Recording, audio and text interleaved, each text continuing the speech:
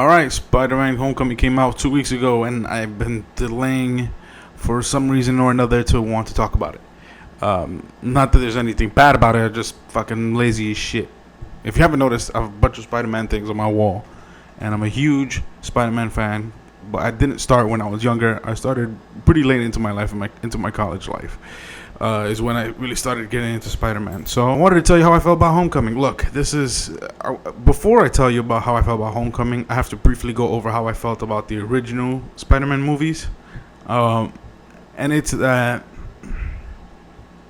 the original Spider-Man movies, the first three by Sam Raimi and Tobey Maguire as Spider-Man, they were great superhero movies. Okay, except for the third one. The third one's absolute trash from beginning to end. But the first two are really great. They're really great superhero movies in general because they do what we always wanted to them, especially since they were technically pioneers. Like, yes, we had Christopher Reeve's Superman and we had the Batmans before that, but the original three Spider-Man and the first X-Men movies is really what changed the game for the rest of us, for the rest of these movies that are coming out now, especially since now we're going into Avengers Infinity War, which I didn't even think nobody thought that was going to even be possible at this point because of shit. They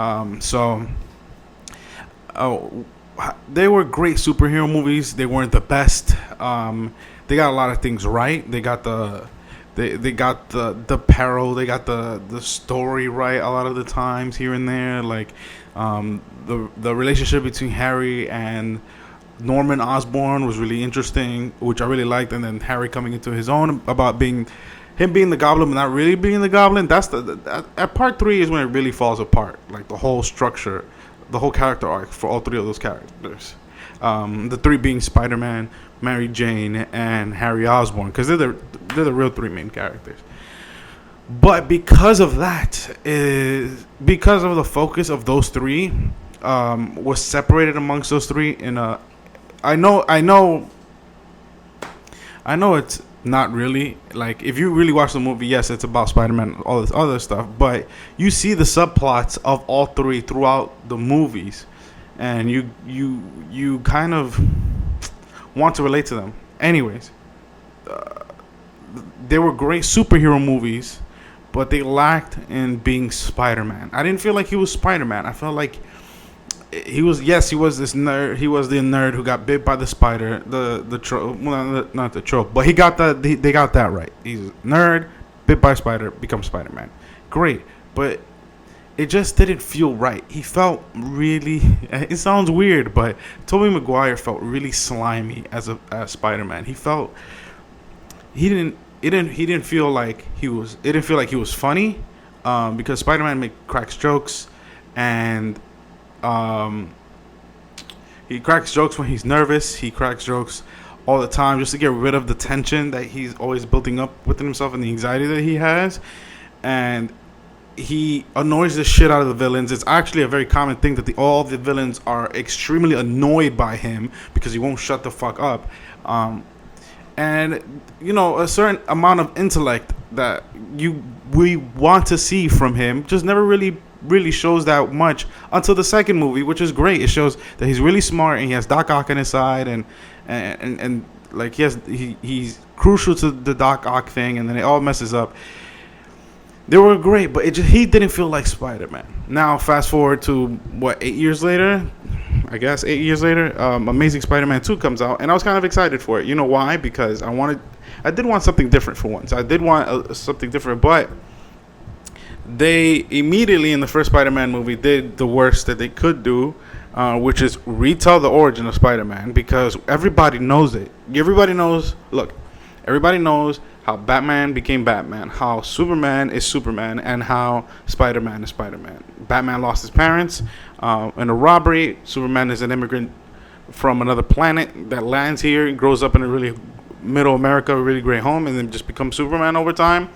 And Spider-Man, he loses his Uncle Ben. He gets bit by the spider, and he loses his Uncle Ben, becomes Spider-Man. The whole shtick, we all know. It's repeated too many fucking times with the TV shows and all this shit. We already know that. that was the real flaw of the first one. Plus, the suit wasn't completely good looking, but you kind of got used to it. It was weird. It was a different suit, but it's cool. The second Spider-Man had a fantastic suit. I loved the suit so much because it really felt like a comic book, because it was super bright colored, as was the first suit, but this one was even more brightly colored, and his eyes were huge and white, and really it just really worked well for the character. But Jamie Foxx as Electro, that shit is weird. That shit is just fucking weird.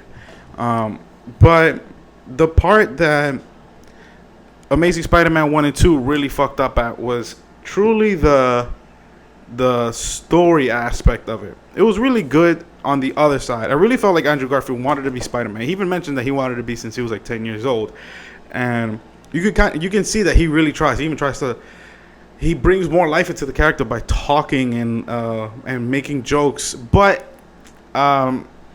he is pretty old. Like that's the other thing that Tobey Maguire and Andrew Garfield had at being Spider-Man, is that these guys were like in their mid to late 20s trying to pass off as high school students. It came off as a CW show. It didn't really feel like genuine. It didn't feel like kids, you know?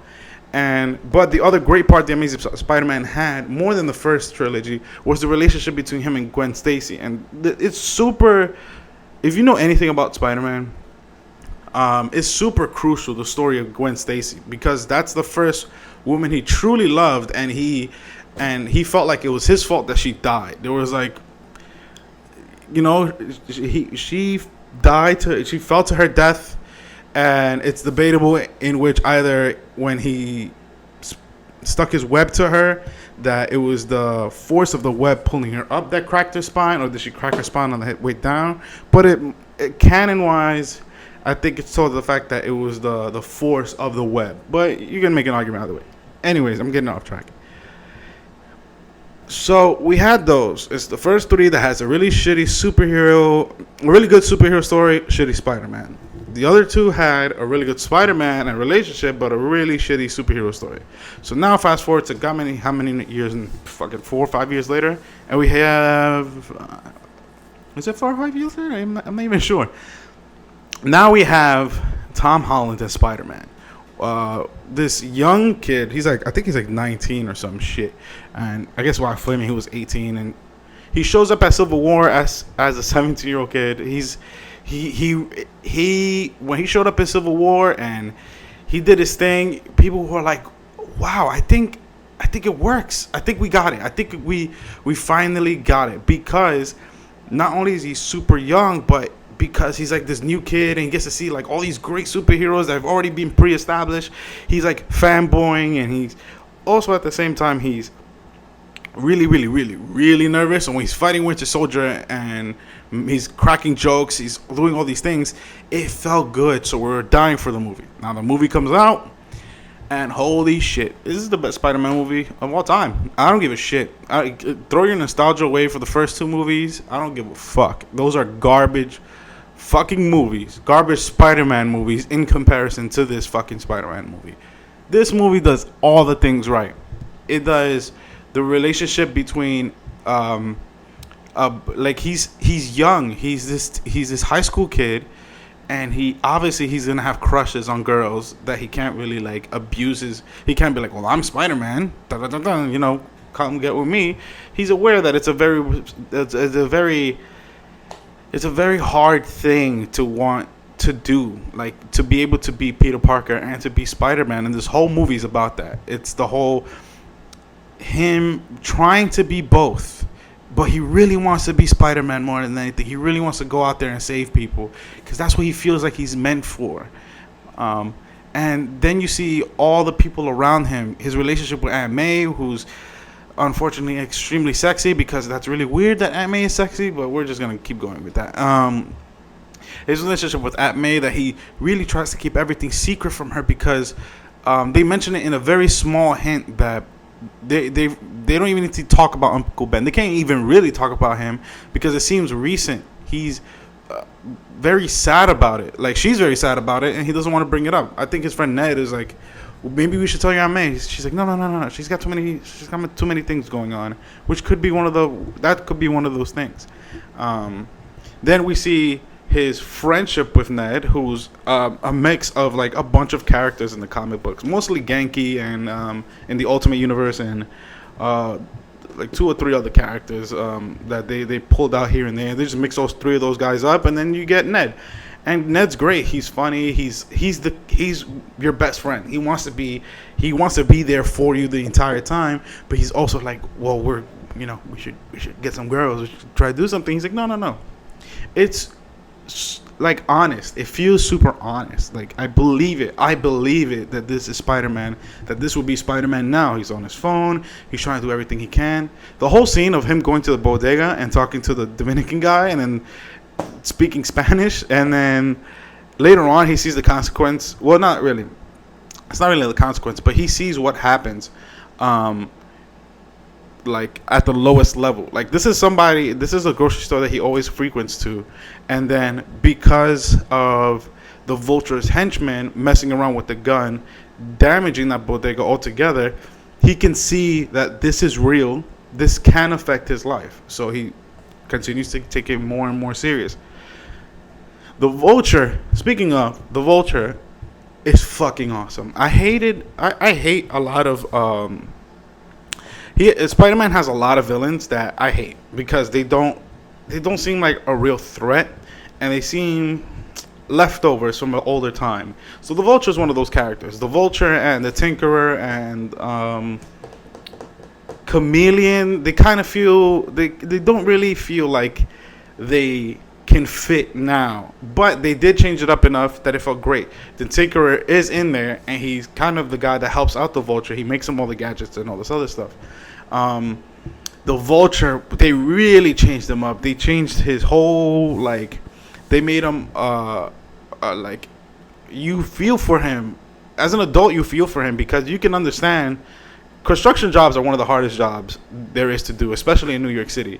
So when you feel like you've been fucking like management or some dumbasses in suits comes and takes away the only thing that feeds you and your family, of course you're gonna get fucking angry. So that's what's great about it. You feel for him, and then when he becomes a Vulture, you're like, well, I can't really blame you.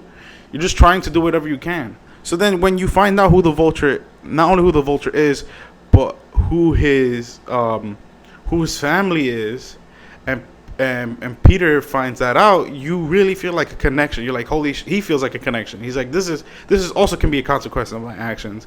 If I don't take very careful steps, like, people in my life can get hurt. So overall, I feel like this movie has done everything right. It's gotten the superhero parts right, where it's really fun, it's really actiony, and it has the Spider-Man side to it too.